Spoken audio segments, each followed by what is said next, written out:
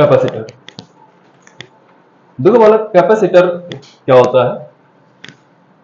Suppose करते हैं हमारे पास दो कंडक्टर है। क्या है? दो कंडक्टर है, ठीक है।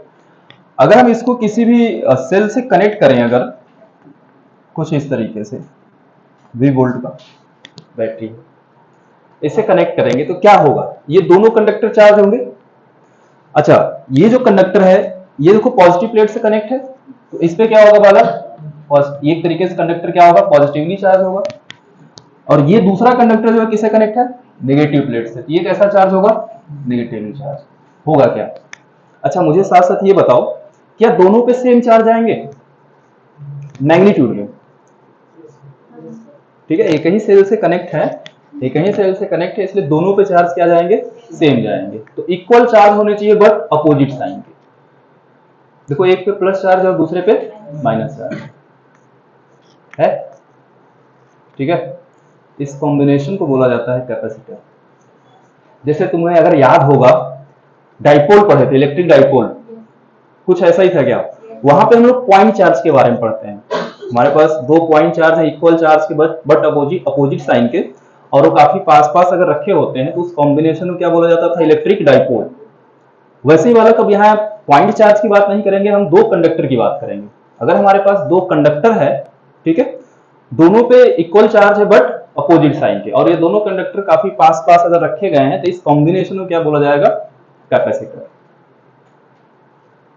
ठीक है। अब देखो बालक, इसकी बात करें, जैसे इसको हम सेल से कनेक्ट करेंगे तो ये कैपेसिटर हमारा क्या होगा? धीरे धीरे चार्ज होने लगेगा। एक, या फिर मैं ये बोल सकता हूं एक तरीके से कि कैपेसिटर का काम होता है चार्ज को स्टोर करना। ये क्या करता है? चार्ज को स्टोर करता है, ठीक है। देखो, तो क्यू वाला डायरेक्टली प्रोपोर्शनल होता है V के। भाई, जितना ज्यादा वोल्ट का बैटरी होगा धीरे धीरे क्या करेगा? इसको चार्ज करेगा। तो Q डायरेक्ट प्रोपोर्शनल होगा V के। अब क्या करेंगे बालक? इसको डायरेक्टली को साइन हटाएंगे, यहाँ इक्वल का साइन लाएंगे और यहाँ किसी कांस्टेंट C से मल्टीप्लाई करते हैं। तो Q इज इक्वल टू क्या होता है? C into V। तो C इज इक्वल टू क्या आएगा बालक? देखो, Q बाई V आएगा क्या? C को बोला जाता है क्या? Capacitance of the capacitor, of the capacitor और कंडक्टर, ये भी बोल सकते हैं, क्योंकि ये है तो कंडक्टर ही, ठीक है। अब बात करते हैं थोड़ा सी के बारे में बालक, कैपेसिटेंस। इसका आप यूनिट बता सकते हैं? कितना होगा? कूलम पर वोल्ट, क्योंकि चार्ज अपॉन पोटेंशियल है, इसका यूनिट क्या होगा? Coulomb per volt. और इसी को क्या बोलते हैं बालक? फैराड। और इसको किससे भी डिनोट करते हैं? एफ से डिनोट किया जाता है।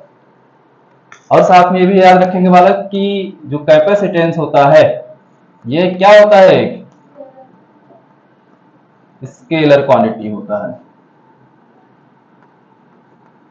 और आप मुझे बालक इसका डायमेंशन फार्मूला बताएंगे, नोट करिए और मुझे इसका डायमेंशन फार्मूला तुरंत बताइए।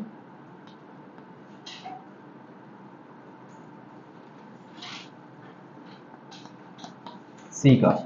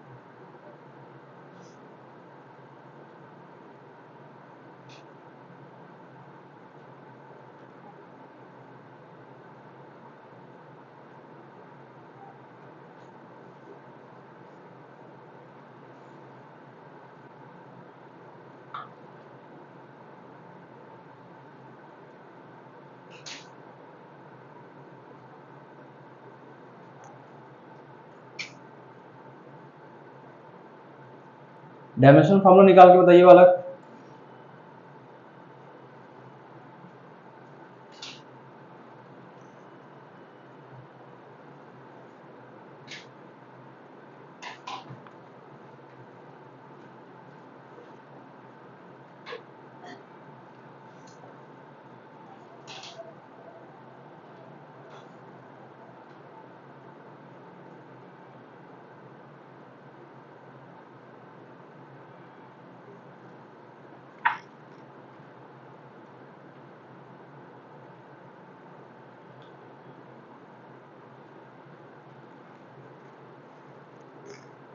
देखिए C is equal to Q by V आया है। Q का डायमेंशन फॉर्मूला पता है क्या होता है? 80। और V का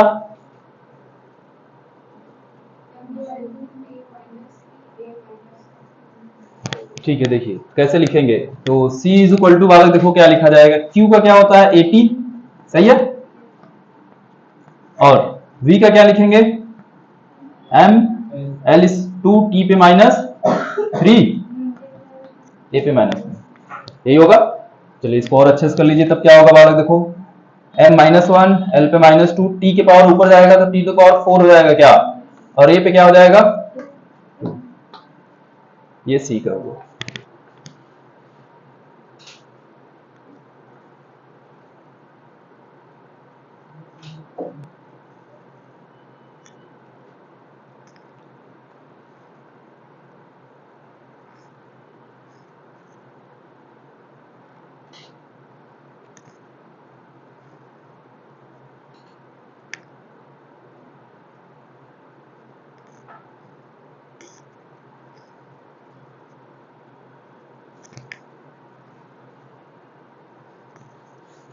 हो गया। आगे देखिए,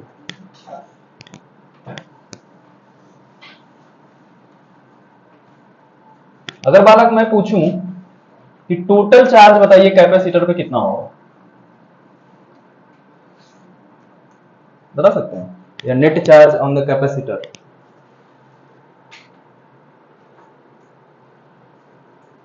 बोलो कितना होगा टोटल चार्ज या net charge on the capacitor.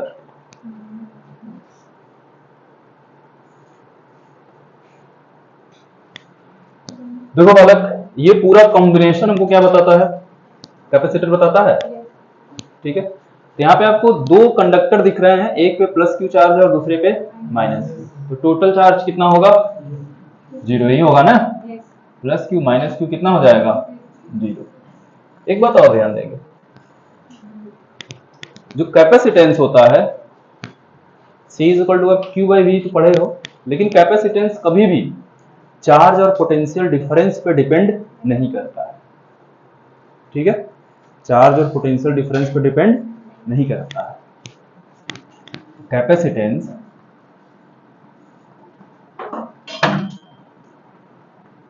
does not depend on the charge and capacitance,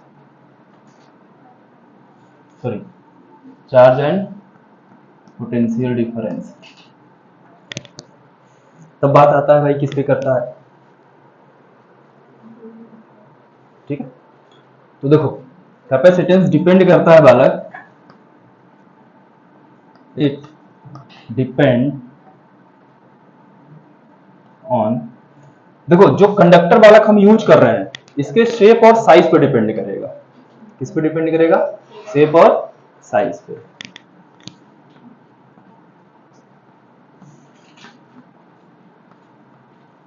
and देखो ये जो दोनों कंडक्टर रखे गए हैं इनके बीच में कोई मीडियम भी हो सकता है, ठीक है, तो और मीडियम पे डिपेंड करता है, इस पे डिपेंड करेगा मीडियम पे। और ये दोनों प्लेट बालक कुछ न कुछ डिस्टेंस पे रखे जाते हैं, तो इनके डिस्टेंस पे भी डिपेंड करता है। तो and distance between plates, plates और कंडक्टर, जो भी लिखना हो आप लिख सकते हैं।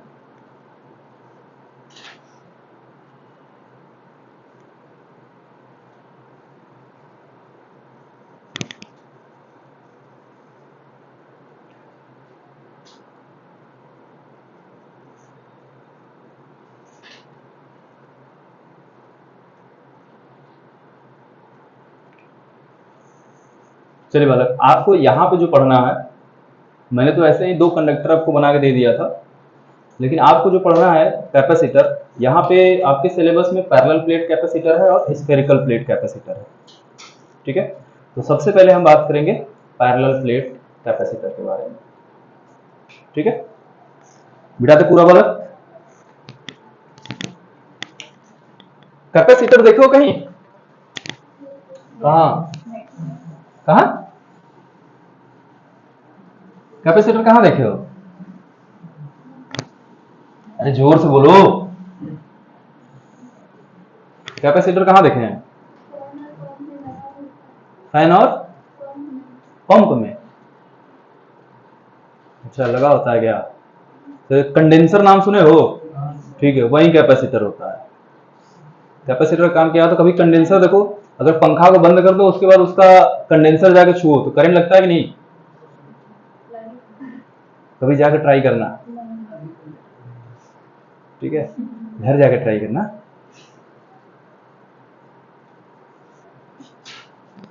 तो बालक ये जब से आप इलेक्ट्रिसिटी इसमें पास कराना बंद करेंगे या स्विच को ऑफ करेंगे, हमारा कंडेंसर या कैपेसिटर क्या करता है? चार्ज को स्टोर कर लेता है कुछ समय के लिए, धीरे धीरे डिस्चार्ज हो जाएगा, लेकिन क्या करेगा? शुरू में वो चार्ज को स्टोर किया हुआ रहेगा। जैसे आप स्विच ऑफ करोगे तुरंत डिस्चार्ज नहीं होता, अगर तुरंत, जैसे अगर इनके दोनों तार को अगर टच कराओ ये शॉर्ट करते हैं।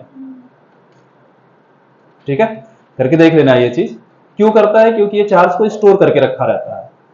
इसलिए कभी भी कंडेंसर में अगर इलेक्ट्रिसिटी का फ्लो हो रहा हो तो तुरंत जाके उसको नहीं छूना है, थोड़ी देर बाद छूना है, तब तक वो डिस्चार्ज हो जाता है। ठीक है, तो ये कंडेंसर जो लगा है यही कैपेसिटर होता है। हम बात करने चल रहे हैं बालक, हम लोगों को पढ़ना है पैरेलल प्लेट कैपेसिटर और स्फेरिकल प्लेट कैपेसिटर। तो सबसे पहले बात करेंगे पैरेलल प्लेट कैपेसिटर के बारे में।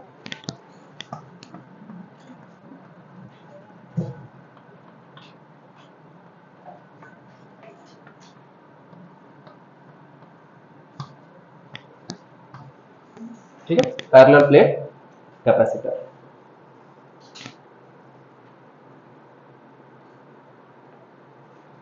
मान लेते हैं बालक कि हमारे पास दो प्लेट हैं। ठीक है, अब प्लेट समझ रहे हो, कुछ रेक्टेंगुलर शेप का लेंगे प्लेट, जैसे ये कॉपी है इसकी, ये। ठीक है, एक प्लेट कुछ इस तरीके से रखेंगे, दूसरा प्लेट ठीक इसके पैरेलल यहाँ पे रखेंगे, और इनके बीच का कुछ ना कुछ डिस्टेंस भी होगा। कैसे होगा देखो, जैसे अब देखो मैं यहाँ पे जैसे इसको प्लेट रखूंगा तो हमको केवल सामने वाला दिखेगा। अगर मैं कुछ इस तरीके से रख दूं हमें कौन सा दिखेगा? बार पोर्शन केवल सामने वाला दिखेगा क्या? ठीक है, तो इसलिए अगर तुमको कभी बुक खोलो तो एक लाइन से दिखाया गया रहता है। लाइन से इसलिए दिखाया गया होता है कि प्लेट इस तरीके से रखा है, हमको केवल पोर्शन कौन सा दिख रहा है? सामने वाला, बाकी अंदर है। चलिए फिर भी मैं पूरा प्लेट बना देता हूं।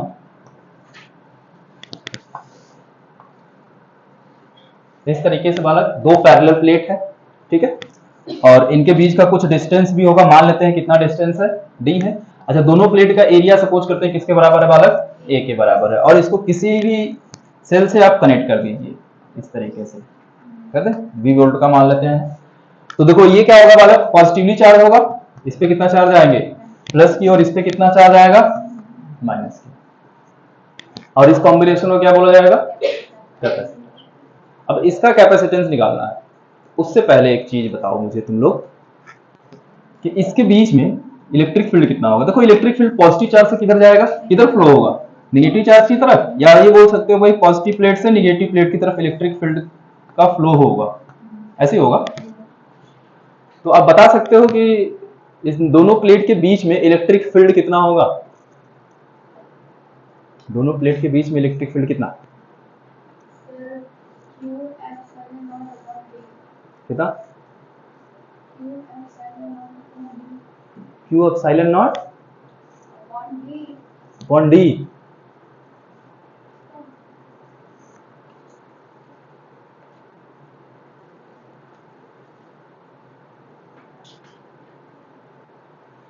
मैं एक बार तुम लोगों को वो पढ़ाया था, इलेक्ट्रिक फील्ड बताया था किसी भी थिन प्लेट शीट के कारण, याद है?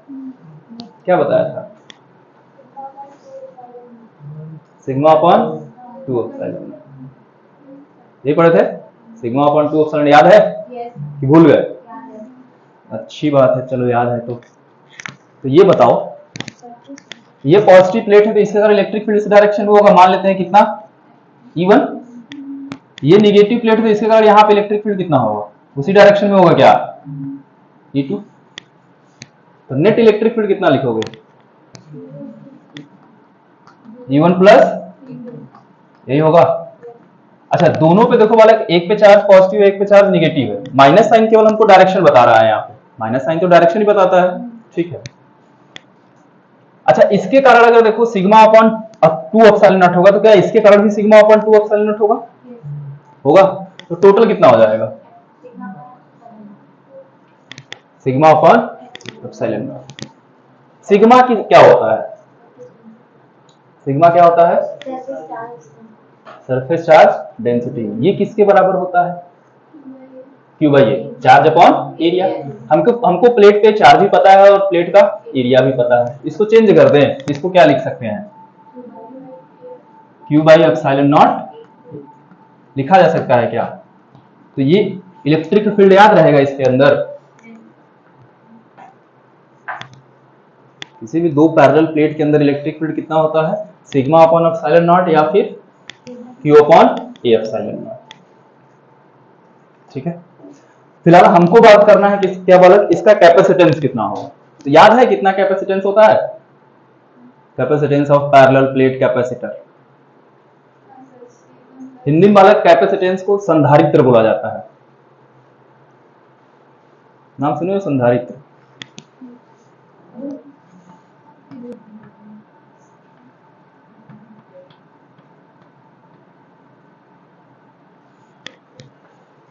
तो पढ़ते हैं जो capacitance of the capacitor. Capacitor क्या होता है, संधारित्र। कैपेसिटेंस होता है धारिता, तो संधारित्र की धारिता C। हाँ बोलो, कितना होता है कैपेसिटेंस, कैपेसिटेंस बताइए। है ये क्या है जी,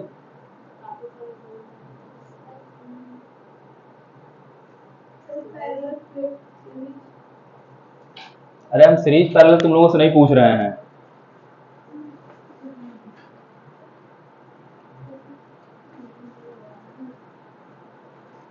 चलो, कैपेसिटेंस होता है बालक epsilon not a upon D.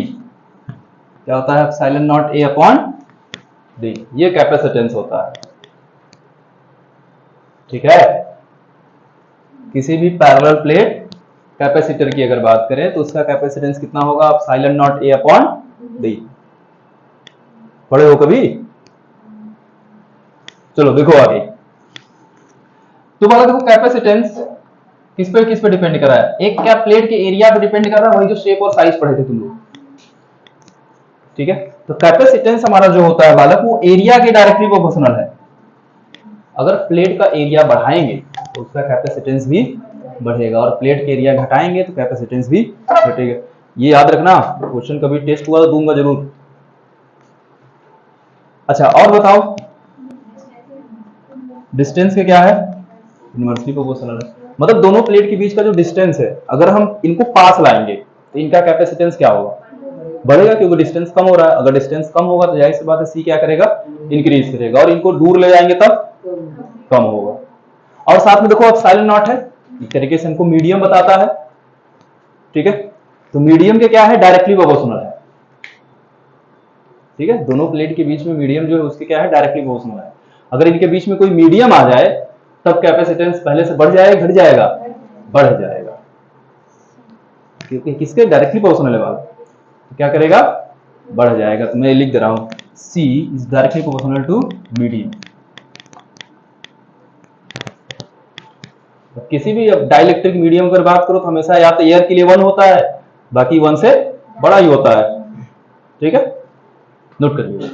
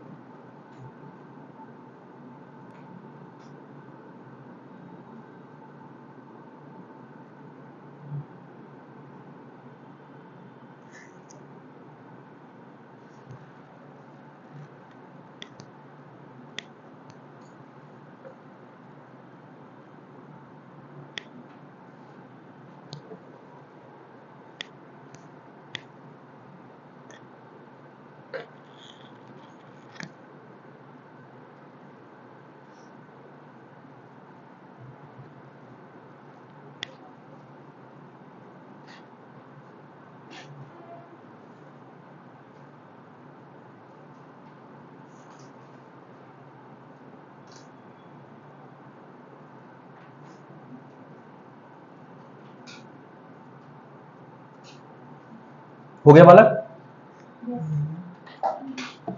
इसको मिटा दे।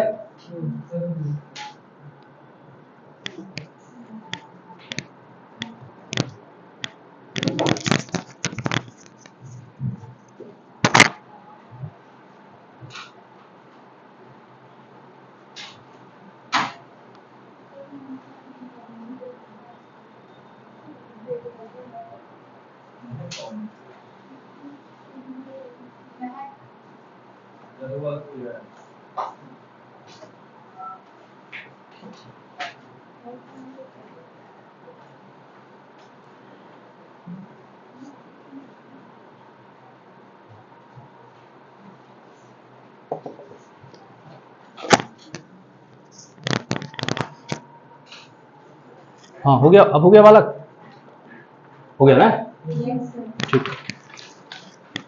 अच्छा देखो, एक प्लेट पे बालक पॉजिटिव चार्ज गया है, एक प्लेट पे निगेटिव चार्ज गया है क्या? तो क्या इन दोनों प्लेट के बीच में फोर्स भी लग रहा होगा? पता है कहीं पे अगर दो चार्ज है तो उनके बीच फोर्स लगता है, तो दोनों प्लेट के बीच कितना फोर्स लगेगा?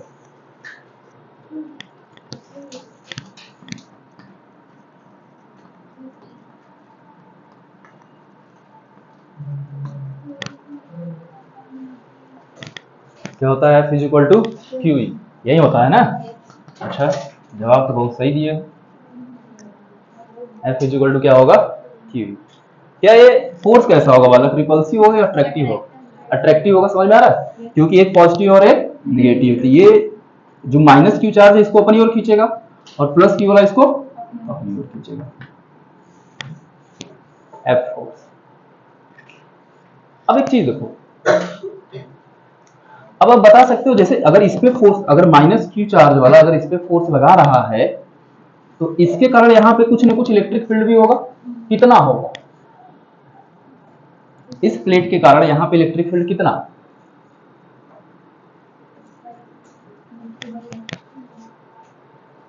बोलो बे। एक थिन प्लेट है, उसके कारण इलेक्ट्रिक फील्ड कितना पड़े हो? हाँ, एक प्लेट का कितना पड़े हो? गधो सब, सिग्मा अपॉन 2 एप्सिलॉन नॉट पढ़े हो? पढ़े हो? और अच्छे से लिखो इसको। सिग्मा क्या लिख सकते हैं? क्यू बाई ए। तो यहाँ क्या हो जाएगा? ये Q square upon 2 epsilon not into ये फोर्स होगा दोनों प्लेट के बीच। नोट करो।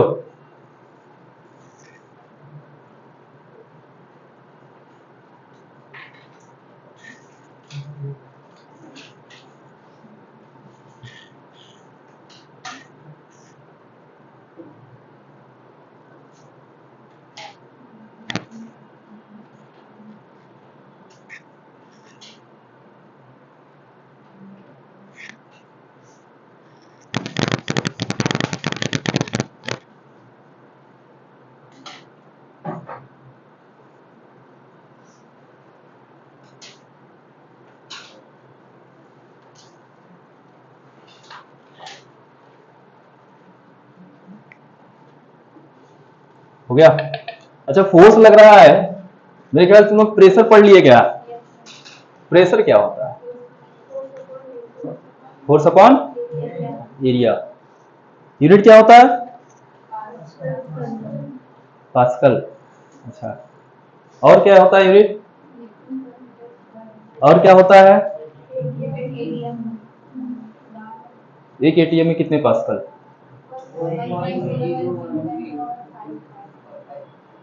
अच्छा, बड़ा तगड़ा याद किए हो तुम लोग। चलिए कोई नहीं। हाँ, अब बात करते हैं बालक, अगर इनके बीच फोर्स लग रहा है तो जाहिर सी बात है प्रेशर भी अप्लाई हो रहा होगा। तो कितना प्रेशर लग रहा होगा दोनों प्लेट पे?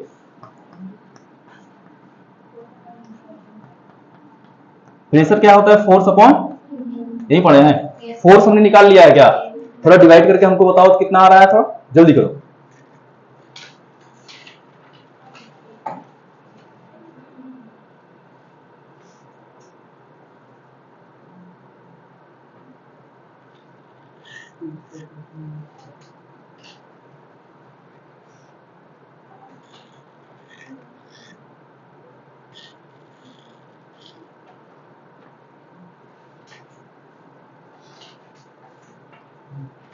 क्या बालक नीचे नहीं दिख रहा है क्या?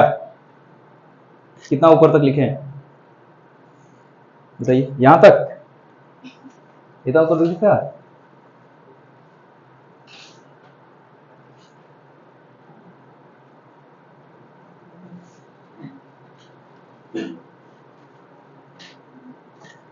हो गया बालक? आया कितना, आया कितना आया हैं? क्या बोलोगे? अबे क्या बोले वो बताओगे?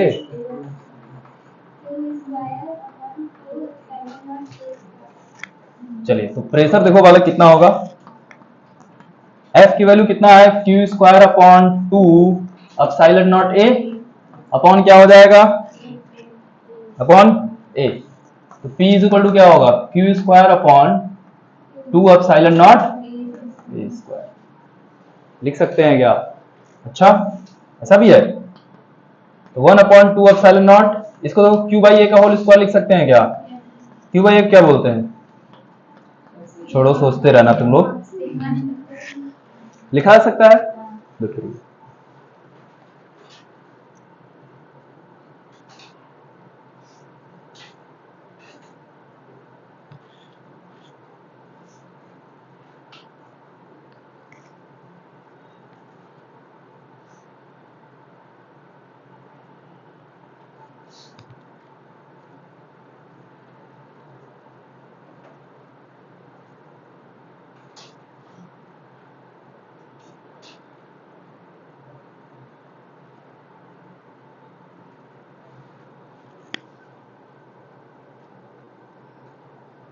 चलिए तो हमने बात किया अभी पैरेलल प्लेट कैपेसिटर के बारे में।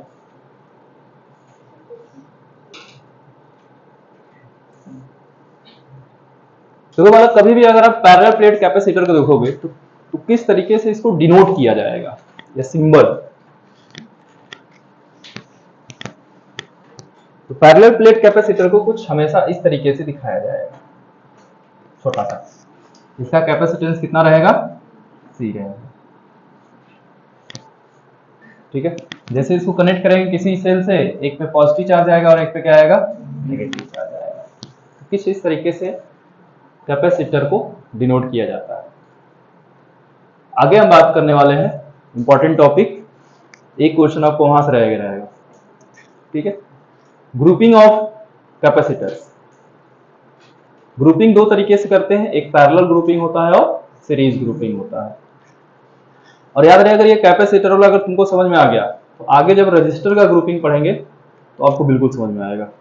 अगर मैं छोड़ भी दूंगा तब भी तुम लोग पढ़ लोगे, पूरा सेम टू सेम वही रहता है, बस फार्मूला चेंज होता है, ठीक है। बाकी कंसेप्ट पूरा वही रहेगा। तो चलिए ग्रुपिंग ऑफ कैपेसिटर या फिर कॉम्बिनेशन ऑफ कैपेसिटर की बात करते हैं।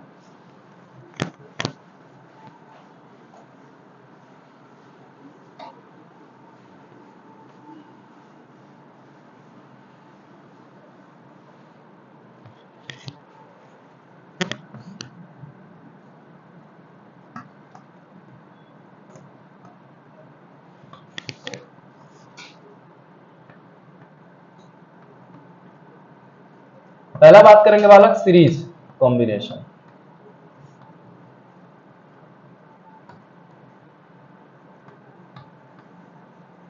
देखिए सीरीज कॉम्बिनेशन में क्या होगा, अब कैपेसिटर्स को का कॉम्बिनेशन पढ़ रहे हैं तो हमारे पास एक से ज्यादा कैपेसिटर होना चाहिए, कम से कम दो होना चाहिए, दो से ज्यादा होना चाहिए। देखिए कैसे होंगे,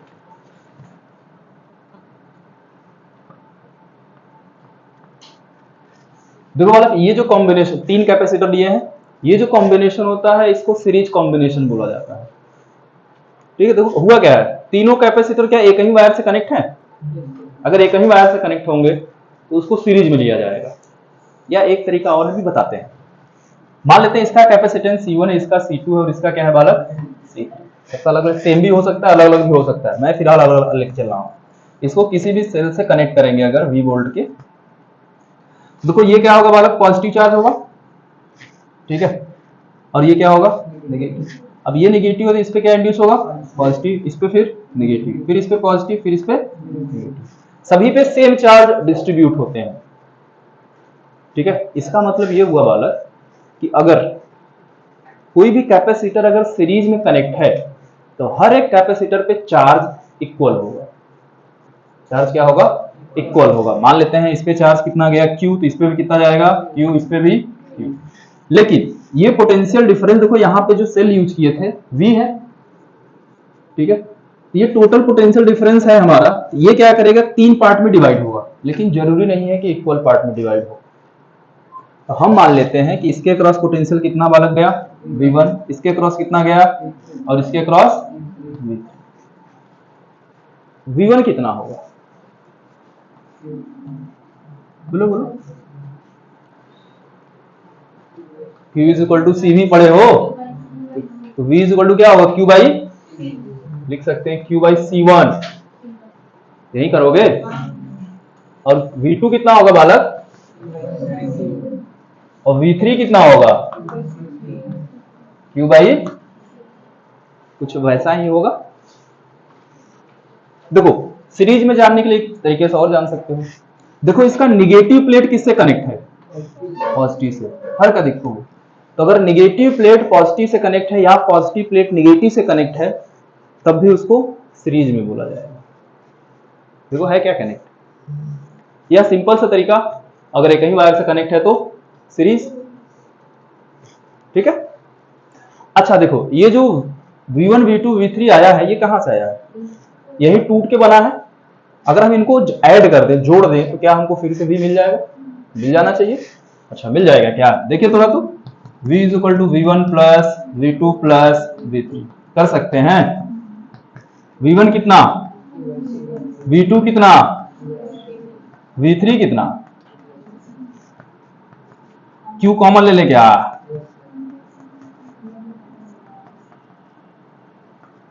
तो V by Q is equal to 1 by C1 plus 1 by C2 plus 1 by, बताओ V बाई Q क्या बताएगा?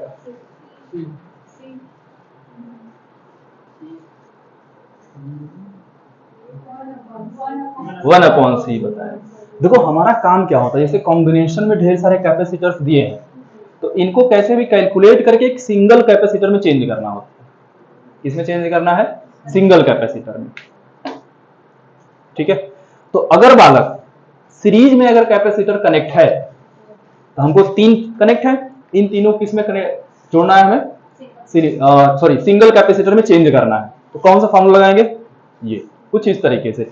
अब देखो V बाई Q क्या बताएगा? 1/C। तो 1/C इसी को इक्विवेलेंट कैपेसिटेंस बोलते हैं, या तुल्य धारिता हिंदी में बोला जाता है। तो 1/C इज इक्वल टू बोलेंगे बालक क्या? 1/C1 plus 1/C2 plus 1/C3 हो गया। बाकी यहां से आप C की वैल्यू फाइंड कर लेंगे। जैसे C फाइंड करेंगे, ये किस में चेंज हो जाएगा? सब कुछ वही रहेगा, बस ये सिंगल कैपेसिटर में चेंज हो जाएगा। और इसका कैपेसिटेंस कितना हो जाएगा? C के बराबर हो जाएगा। यही काम करना होता है। हमको ढेर सारे कैपेसिटर दिए रहेंगे, उसको सॉल्व करके एक सिंगल कैपेसिटर में चेंज करना होगा। जैसे ही सिंगल कैपेसिटर जो भी आएगा, उसका कैपेसिटेंस जितना भी आएगा, वही हमारा फाइनल आंसर होगा। सीरीज में एक बात और ध्यान रखेंगे, हर एक कैपेसिटर पे चार्ज क्या होता है? सेम होता है, इक्वल होता है। ये बिल्कुल ध्यान रखना ये बात।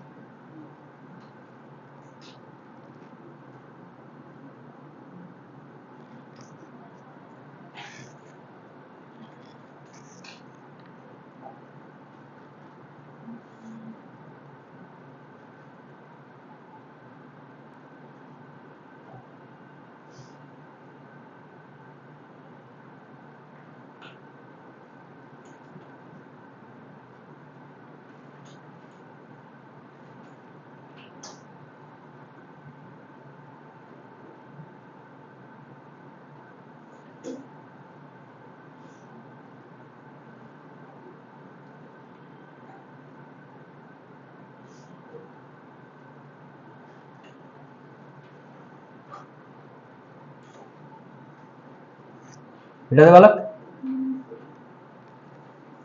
अब तुम लोग केवल इसको लिखो ना, इसको याद करो, क्या मतलब है फालतू।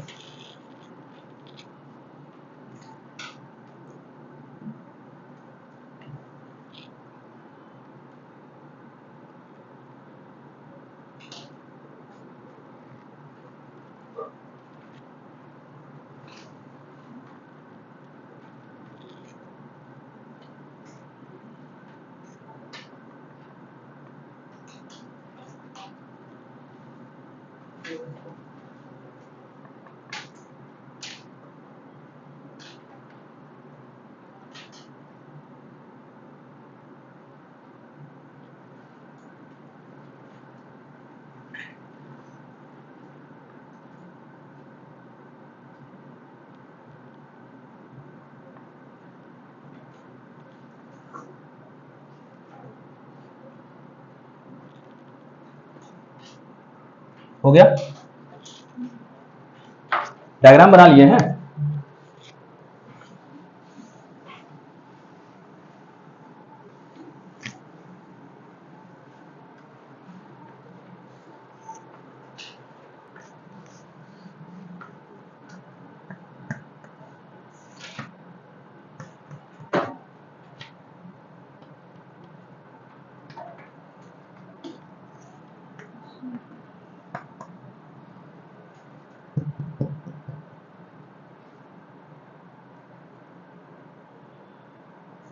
सिक्स माइक्रोफैरेड,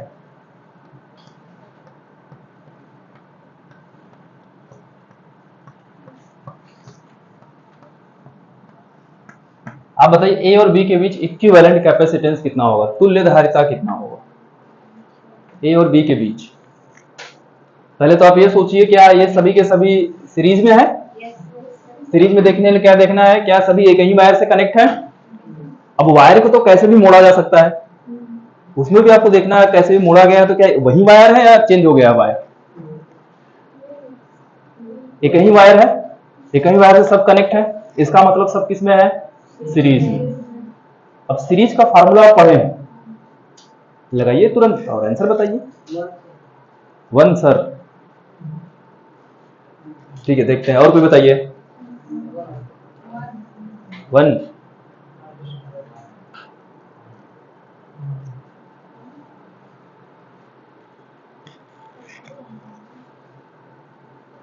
ऐड करिए, कितना? 36 होगा, बहुत सही।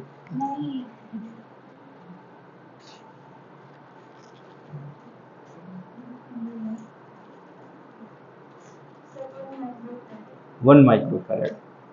क्या फार्मूला पता है बालक? देखो 1/c इज इक्वल टू क्या पड़े, 1/c1 प्लस 1 कितने हैं, कितने कैपेसिटर है? 6 है।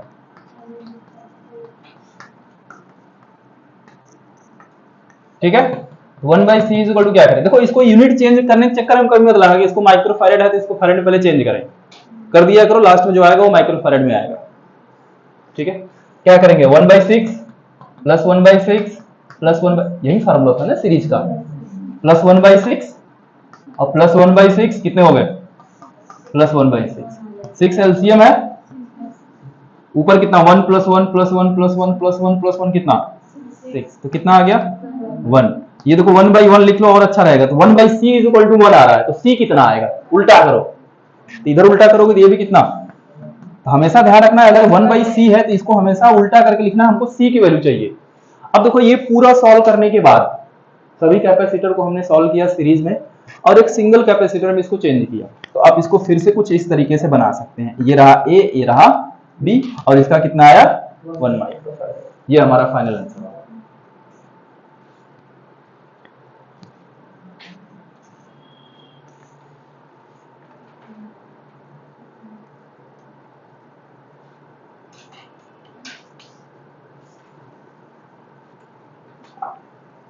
हो गया, कर लेंगे, सीरीज का बिल्कुल ऐसे ही करना है आपको, चाहे कितने भी रहे कैसे भी रहे। आगे बात करते हैं बालक पैरेलल कॉम्बिनेशन के बारे में।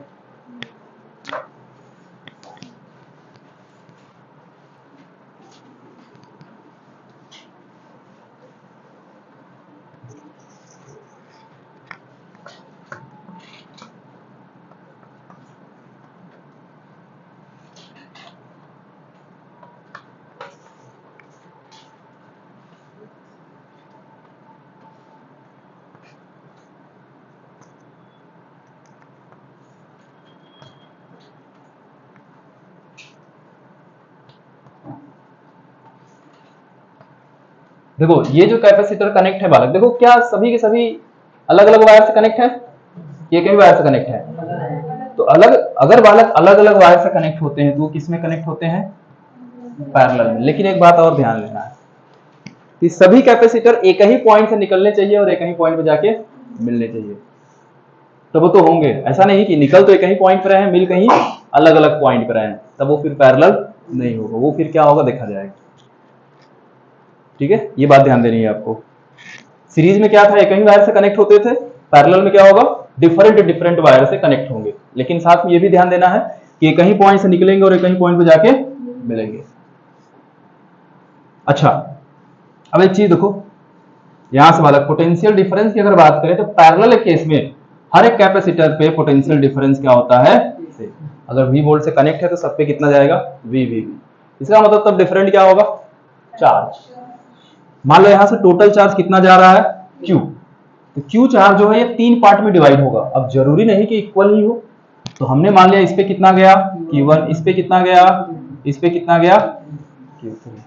अब एक चीज देखो, यहां ये देखो इधर वाला पूरा पॉजिटिव प्लेट है और इधर वाला पूरा नेगेटिव, तो ये सब के सब पॉजिटिव चार्ज होंगे इधर वाले प्लेट, और ये सब के सब किससे कनेक्टेड होंगे, नेगेटिव होंगे क्या।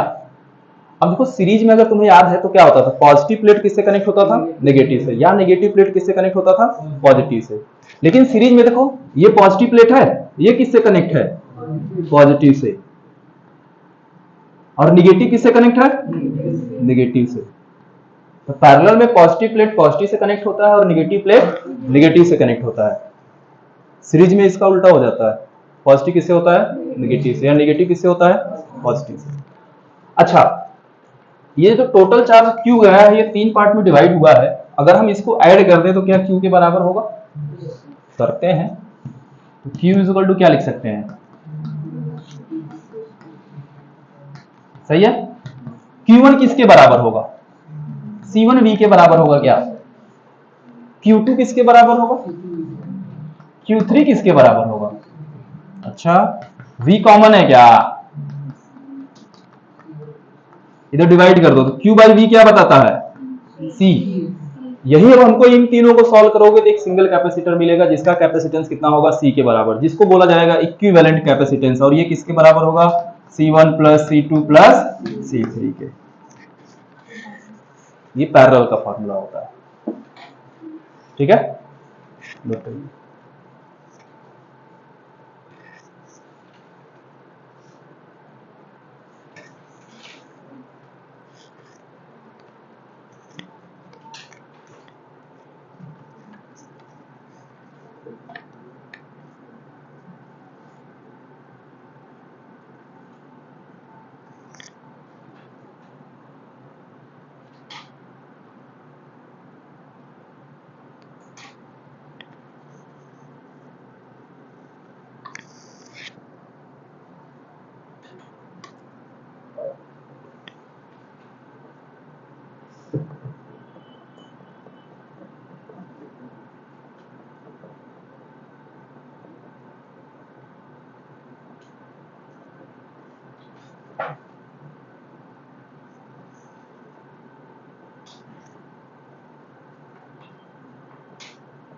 हो गया बालक,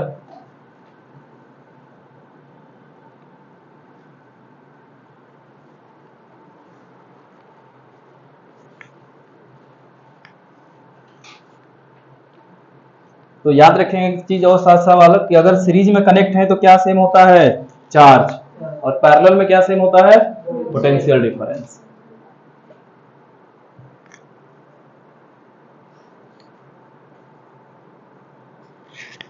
इसको याद रखने का तरीका आप याद कर सकते हैं, P से पैरेलल, P से पोटेंशियल डिफरेंस। अगर पैरेलल पोटेंशियल सेम है तो उसमें अपने आप याद रहेगा, फिर चार्ज होगा।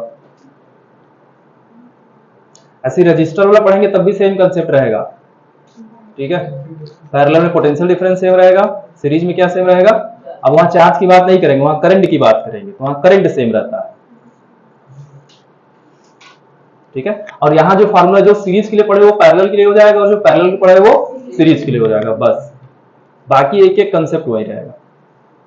तो इसलिए इसको अच्छे से पढ़ेंगे ताकि आपका कैपेसिटर वाला पोर्शन अच्छा हो। और कभी कभी तो दोनों पोर्शन से क्वेश्चन आ जाते हैं, लेकिन एक क्वेश्चन आपको यहां से जरूर रहेगा, कंफर्म है, रहेगा ही रहेगा सीरीज पैरेलल ग्रुपिंग से।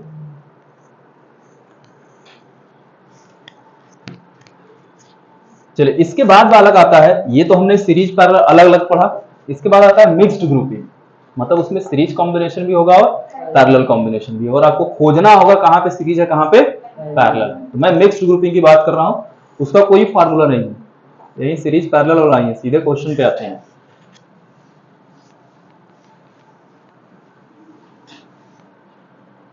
चलिए एक सिंपल सा क्वेश्चन देते हैं पहले।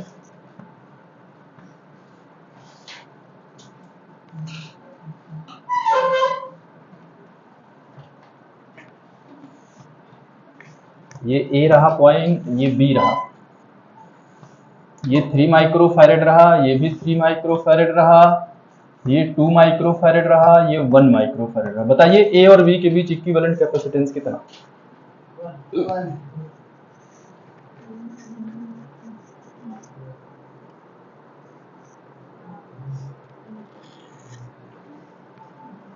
अरे भाई और जल्दी, और लोग बताओ जल्दी जल्दी।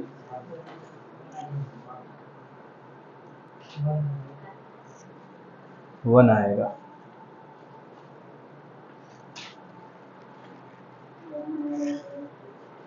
कौन बोल रहा है बीमार होके? फिर खा पी के नहीं आते हो? खा के आते हो? ऐसा खा लेते हो कि नशे में रहते हो तुम लोग?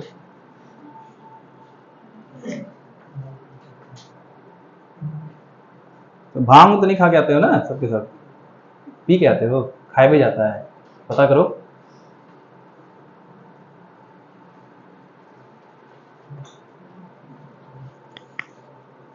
ओए ऐसे तुम लोग सिर पे हाथ रख के बैठे हो, जैसे लग रहा है कोई छोड़ के भग गया है, चला बहुत टेंशन में हो तुम लोग, एकदम सिर दर्द कर रहा है, तो ऐसे रखने से सही हो जाएगा? है सही हो जाता है रखने से?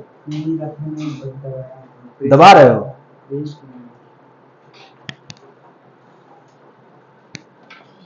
चलो देखो कैसे करेंगे। सबसे पहले क्या करना है, ये दोनों किसमें दिख रहा है, जो दिखे उसको सॉल्व कर लो पैरेलल। तो 2 और 1 का पैरेलल कितना? अब इस पे पेन नहीं चलना चाहिए, सीधे आपको पता होना चाहिए कितना होगा 3, क्योंकि डायरेक्ट आपको पता ऐड कर देना है। अब इन दोनों को हटाए, अब यहां क्या करना है, एक सिंगल कैपेसिटर जोड़ना है, क्योंकि पैरेलल को जहां सॉल्व कर रहे हैं वहीं भी जोड़ेंगे। कितने का आया वाला? 3 माइक्रोफैरेड का। अब सब किस में हो गए, दिख रहे हैं? हो गए। तुम तो मिटा सकते हो नहीं, इसलिए अगला डायग्राम बनाओगे, ठीक है? अगला स्टेप रहेगा। अब बताओ तीनों